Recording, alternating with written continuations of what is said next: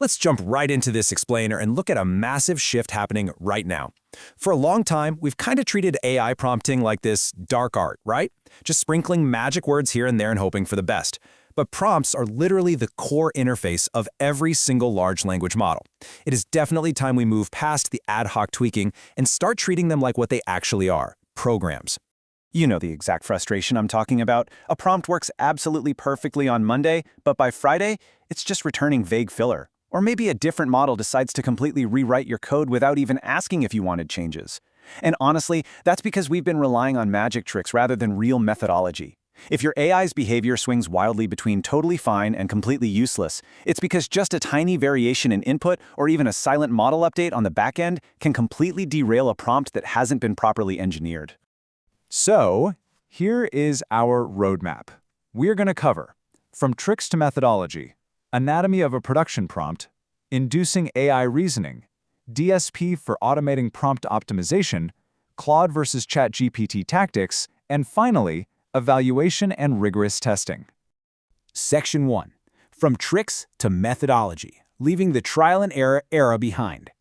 We're kicking things off by looking at the hard data, and the real-world stakes here are massive. For example, one fintech company jumped from a super fragile 61% first-time accuracy rate to a staggering 89%. And how did they do it?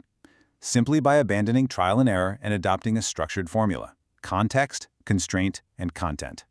To put that into perspective, that isn't just a tiny bump in metrics. That is a complete qualitative leap in production reliability.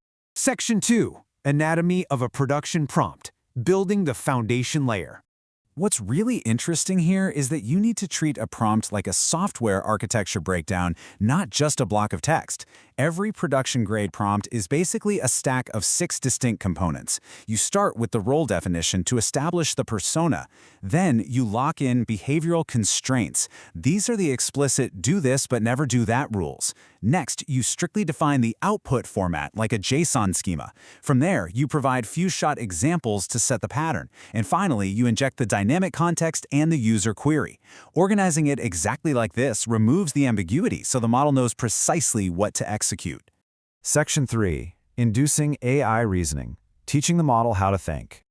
Getting the format right is really only half the battle. We also need the model to think clearly.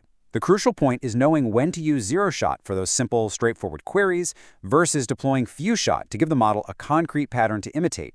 Few-shot is incredibly powerful. Just dropping in 2 to 5 high-quality examples can completely anchor the model's output style. It is way more reliable than just handing it a giant page of written instructions. But what about complex logic? Well, that is where chain of thought comes into play. Just adding a simple chain of thought guidance, literally telling the model to think step by step, can boost accuracy by 20 to 40%. It essentially forces the AI to use a thinking buffer. So instead of skipping steps and just blindly guessing the answer, it writes out its logic, which actually catches errors before they even happen. Now, if chain of thought makes a model think, React makes it think while acting. And this is a total game changer. The React framework creates this continuous loop. It generates a thought, executes an action, like searching a database, observes the result of that action, and then thinks again. It allows the model to dynamically go out and grab information it doesn't already have. To clearly contrast the two, chain of thought is your go-to for isolated math or logic where the model already has all the data it needs. React, on the other hand, is the foundational pattern for modern AI agent architecture. It takes prompts from being these static scripts and turns them into dynamic programs that interact with the real world. Section 4. DSP, automating prompt optimization. Enter the system layer. Okay, plot twist time. What if you didn't have to manually write these complex prompts at all? Programming, not prompting. That is the core philosophy behind Stanford's DSPY framework. The idea here is that you define the task programmatically, and then you just let the framework auto-generate and optimize the prompt configuration for you. Instead of endless ad hoc tweaking, DSPy breaks this down into 3 components. First, you use signatures to define your input and output. Next, you apply reusable modules, like assigning it a chain of thought process.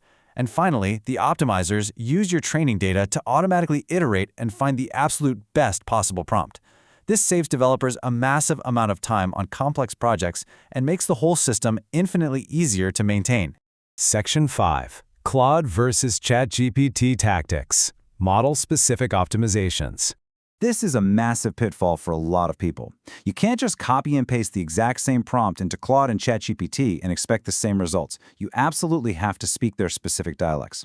Claude has a 200K token context window and thrives when you use XML tags to separate instructions.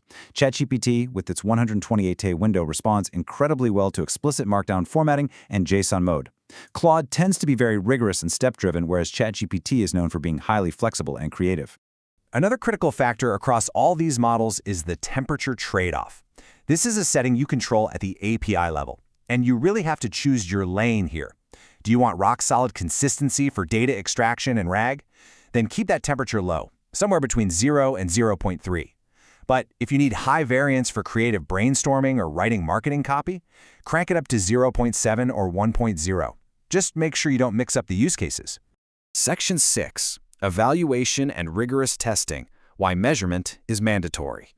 Let's bring it all home with the most critical engineering discipline, evaluation. Because honestly, without measurement, any optimization you're doing is literally just blind guessing. To track regressions, you have to evaluate every single prompt change against 4 core dimensions.